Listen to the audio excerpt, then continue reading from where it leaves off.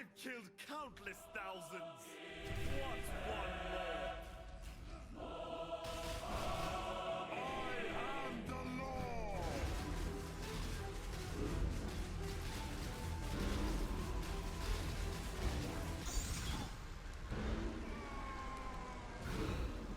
Your strength is the law. Hi, I'm Back, and this is a build guide for my Stormbrand Hierophant using the new Archmage support and Indigon that can destroy any boss in the game in seconds. At the start of the Delirium League, there was a lot of theory crafting around using Archmage with Indigon for massive amounts of spell damage. The first Indigons listed on the market were going for 8 to 10 exalts, but the price has since dropped substantially.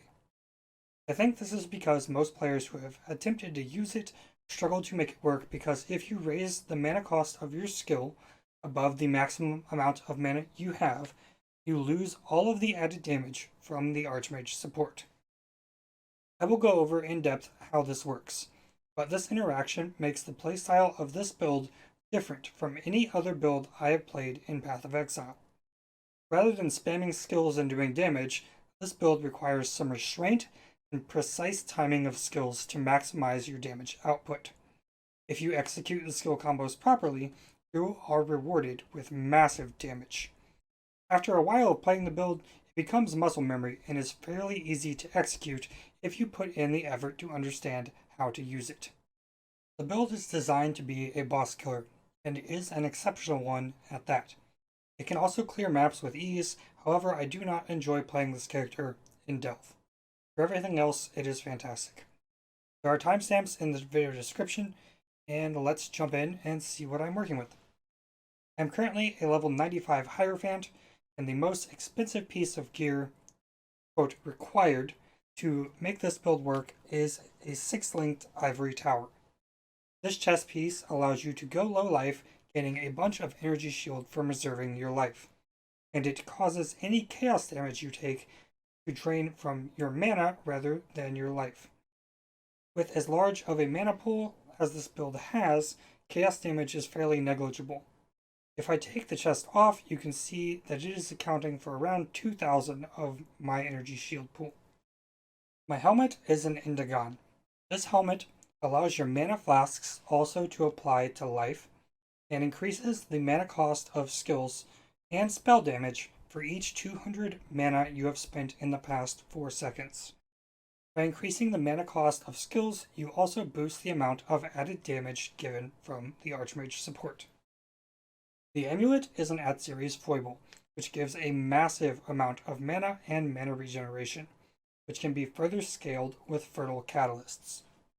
It also reduces the attribute requirements of all items and gems by 25%, meaning you can level strength and dexterity gems to a higher level.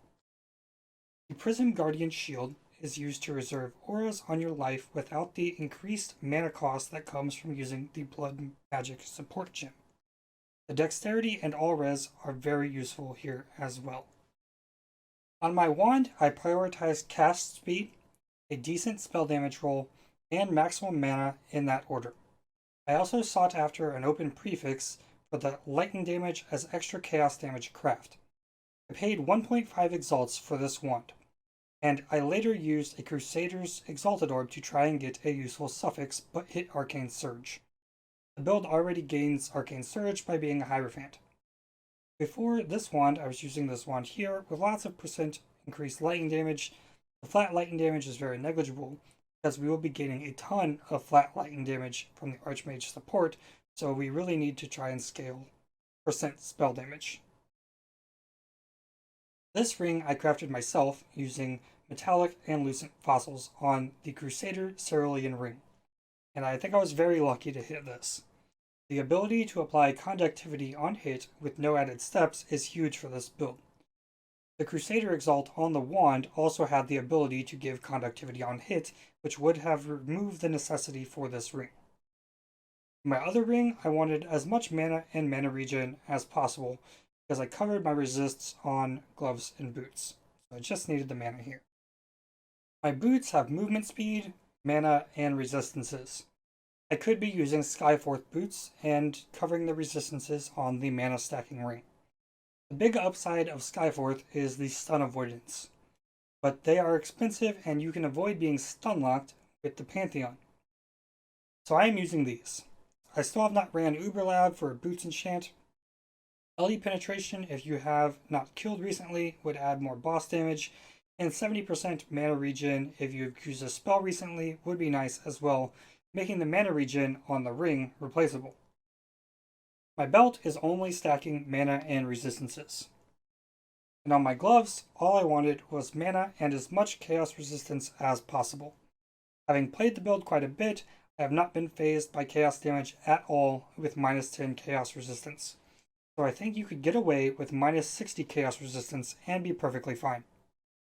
For my gems, I have Stormbrand linked with Archmage, which gives added lightning damage based on the mana cost of this skill, provided it is not larger than your total mana pool. Bonk effect, increased critical strikes, and I just recently upgraded to the Awakened Elemental Focus and Awakened Lightning Penetration. The Awakened gems are not necessary, and most of the clips at the beginning of this video were not using the Awakened versions of these gems. Using Elemental Focus means that I am not shocking enemies. Swapping in a Controlled Destruction in place of increased critical strikes gives more damage while also raising the mana cost by about 90. It also lowers the critical strike chance from 37% to 16%. Right now, I prefer having the crit chance, and the lower initial mana cost is useful. On maps that have porcupines in them, I will swap Controlled Destruction in for Elemental Focus, put on a Call of the Brotherhood ring to convert some of the lightning damage to cold so I can shatter them. Otherwise, they may one-shot me, and I don't like that. In my helmet, I have a corrupted level 7 Brand Recall and Flame Dash linked with Second Wind to reduce cooldown recovery, and a level 3 Empower. I haven't bothered getting the level 4 yet, it is also not needed. With this setup, you can cast Brand Recall very frequently. In my shield, I have Clarity, Wrath, and Discipline, all being reserved on my life. You do not want to use a Vol Clarity, as it makes your skills cost no mana, removing all of the extra damage that you would gain. In my boots, I have Molten Shell linked to increased duration, and a level 21 Precision linked with a 21-23 Blood Magic. Reserving more life gives you more energy shield, so a level 1 Blood Magic might be better, but I have not min-maxed that far yet. In my gloves, I have a Vol Grace, which is my Vol skill of choice when things get crazy, and I have Orb of Storms linked with Archmage and faster casting. This will make sense in a minute. In my wand, I have Shield Charge linked with Fortify and faster attacks. And to be completely honest, I never use this and will likely change this 3 link to an Animate Guardian at some point. Flasks are Catalyst Eternal Mana Flask of Staunching, as it provides the fastest mana recovery rate. A Diamond Flask with Spell Leech as an energy shield, Assault Flask with Curse Immunity, Granite Flask of Iron Skin, which is big for Molten Shell, and a Quicksilver Flask of Adrenaline. I helped Delirium. On my Pantheon, Major is Brine King to prevent being stun-locked. With Skyforth boots, I would take Solaris. Minor is Abrath, as I do on nearly all of my characters. Okay, so how does it actually work? I have a mana pool of 8,475. Stormbrand costs 655 mana. Casting Stormbrand once will proc 3 instances of the Indigon increased cost of spells and spell damage. This makes it cost 1,770. You can see that the tooltip average damage over doubles from 33,000 to 74,000, and this will last for 4 seconds. So what if I cast Stormbrand twice? The mana cost now jumps to 5,118, and the damage 239,000. The tooltip damage on Stormbrand does not factor in cast speed at all, nor lightning penetration, or the fact that it does 130% more damage to an enemy the brand is attached to. What happens if I cast Stormbrand a third time? The mana cost jumps to 14,418, and the damage drops to 28,000.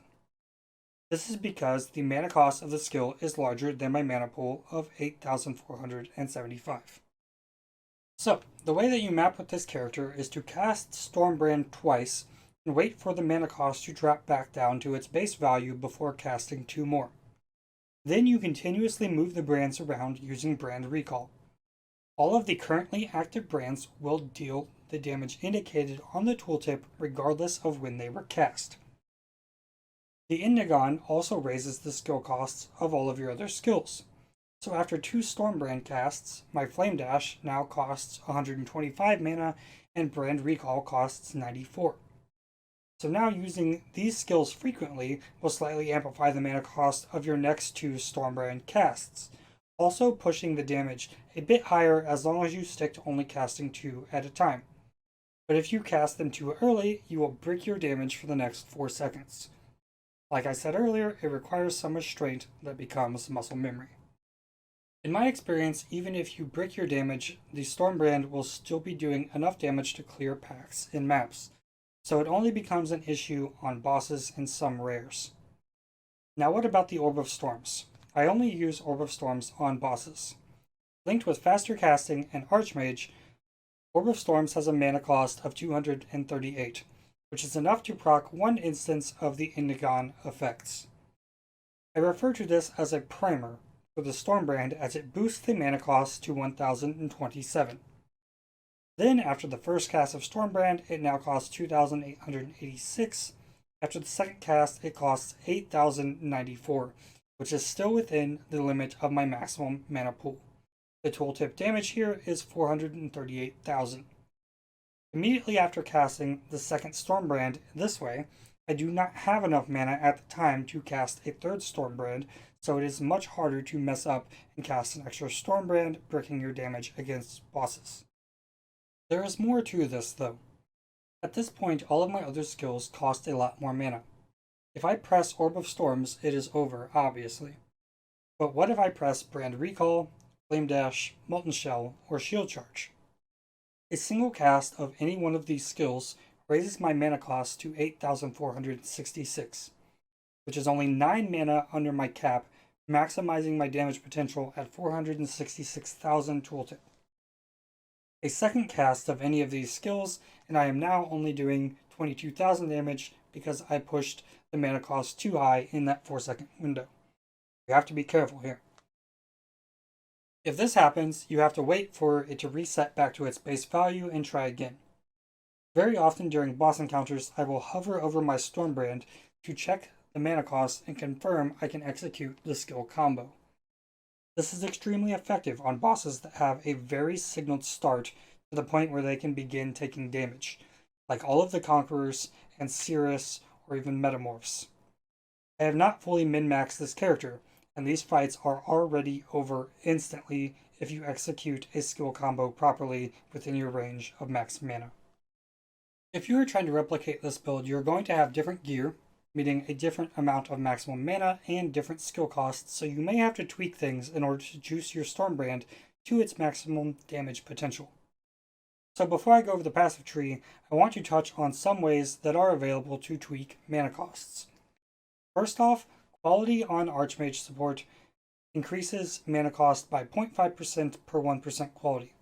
I did not know this when I qualityed mine.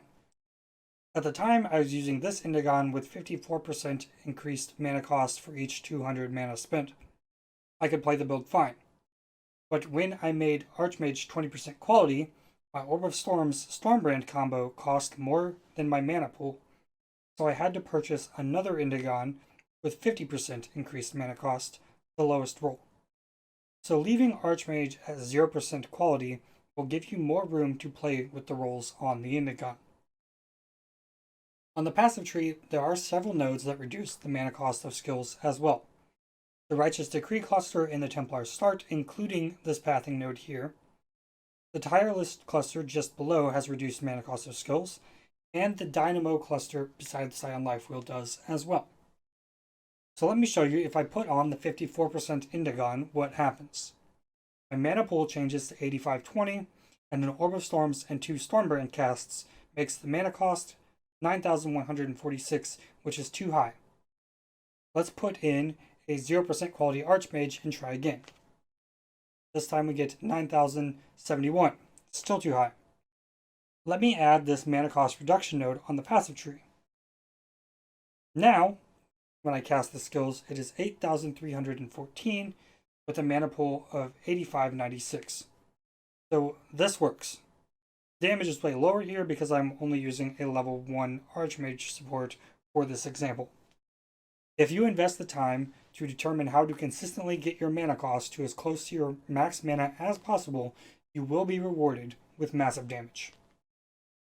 Now let's look at the passive tree. On my Ascendancy, I take Divine Guidance, which gives much mana, and Transfiguration of Mind, which causes increases to max mana to also apply to damage at 30% of their value. So just from this node here, I am getting 30% increased mana, which now in addition gives 9% increased damage. Next I take Sanctuary of Thought.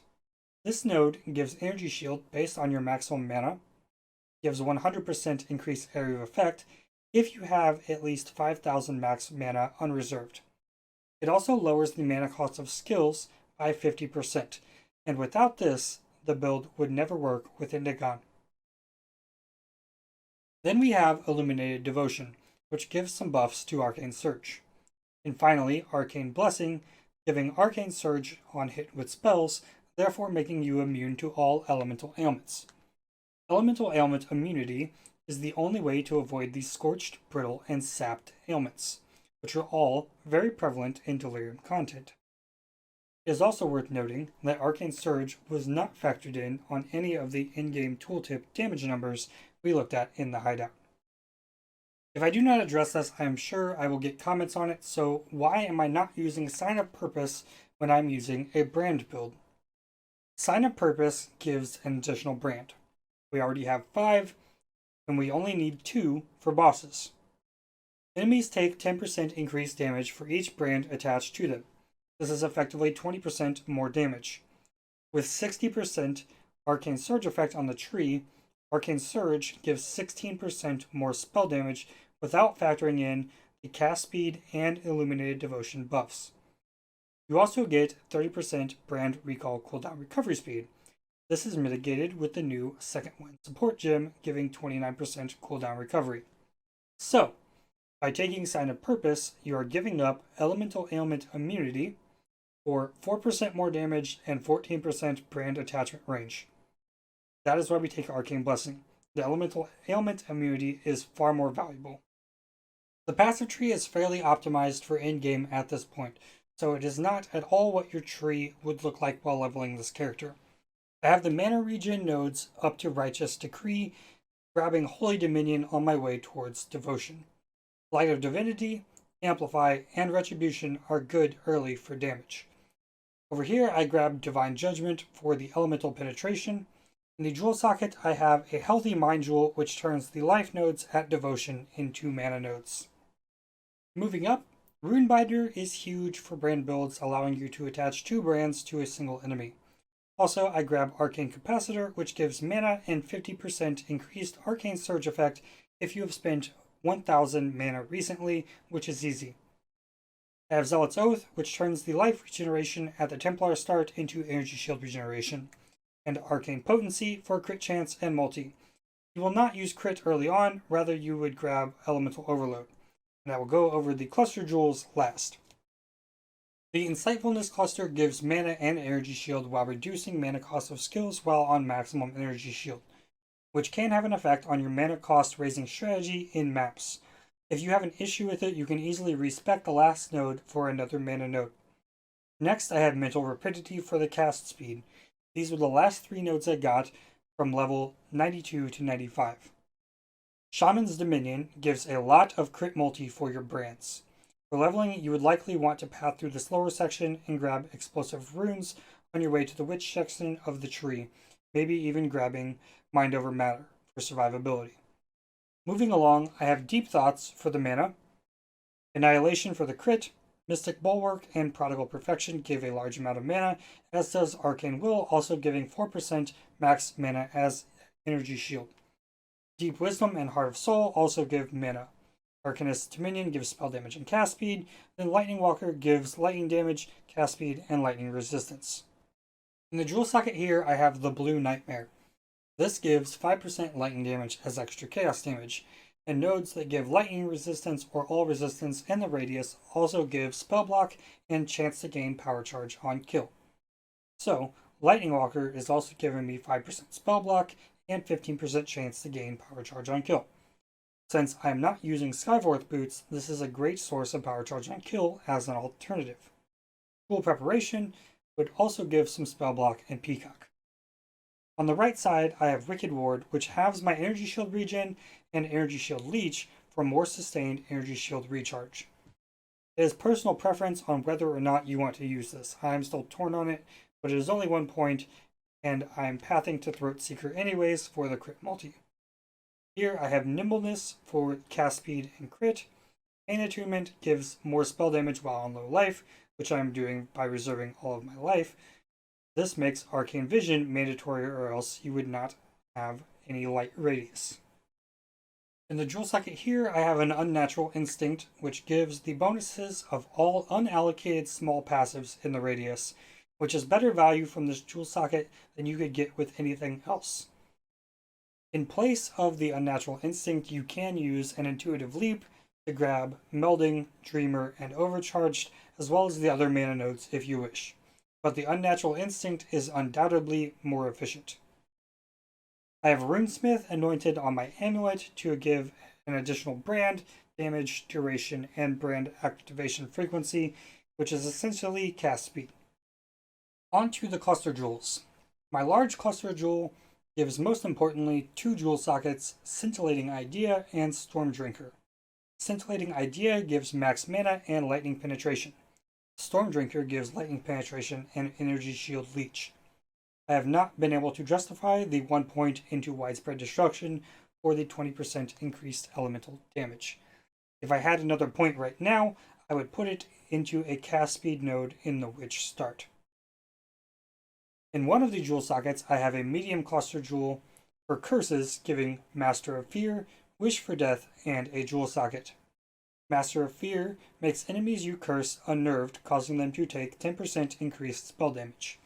Wish for Death gives Culling Strike against cursed enemies. In this jewel socket, I have a jewel that gives mana, cast speed, and spell damage. The other medium cluster jewel is a brand jewel that gives Grand Design, Holy Conquest, and a jewel socket. Brand Design gives an additional brand with brand duration, activation frequency, and attachment range. Holy Conquest gives movement speed, damage with brands, and brand activation frequency. In the jewel socket, I have a Watcher's Eye that gives maximum mana as extra energy shield while affected by clarity. This jewel is very expensive. Now, at the beginning of the video, I said the most expensive piece of gear required to make the build work is the 6-linked Ivory Tower. That is true.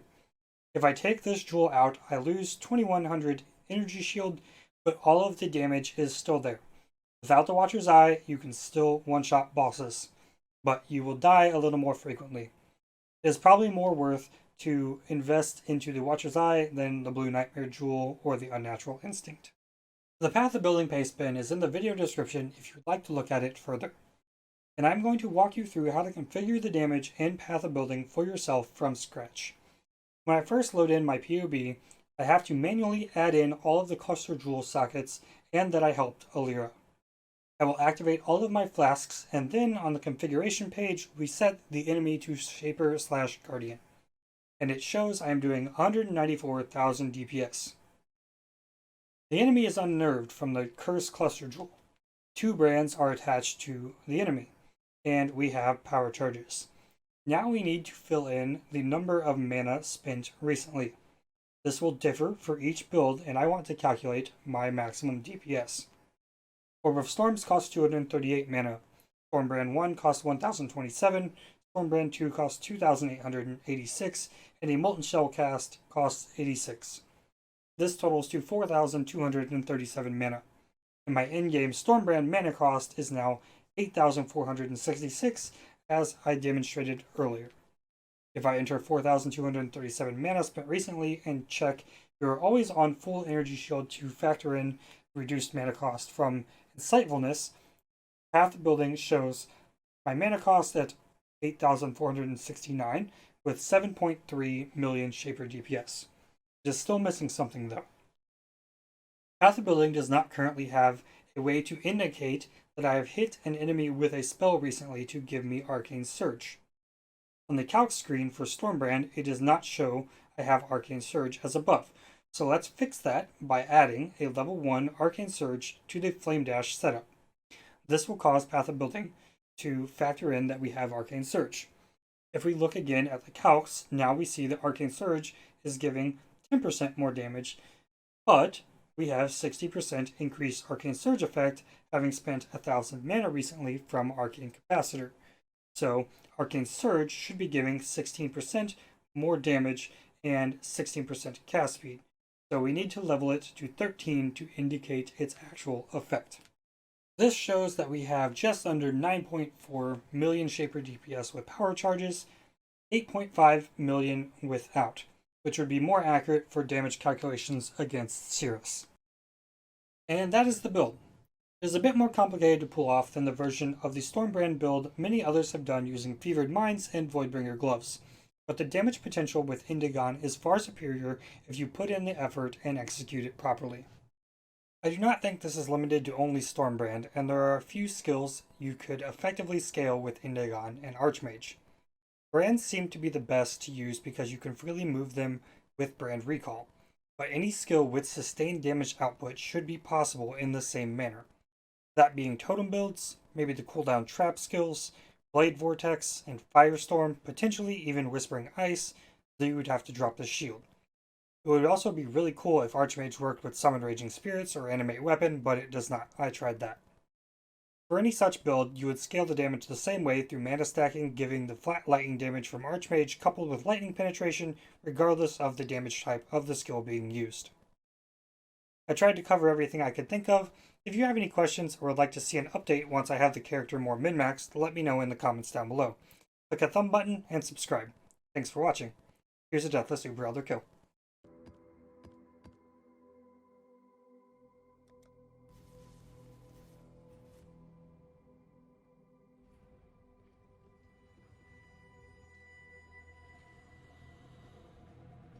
I may not Father, no! putrefy, rot, spore.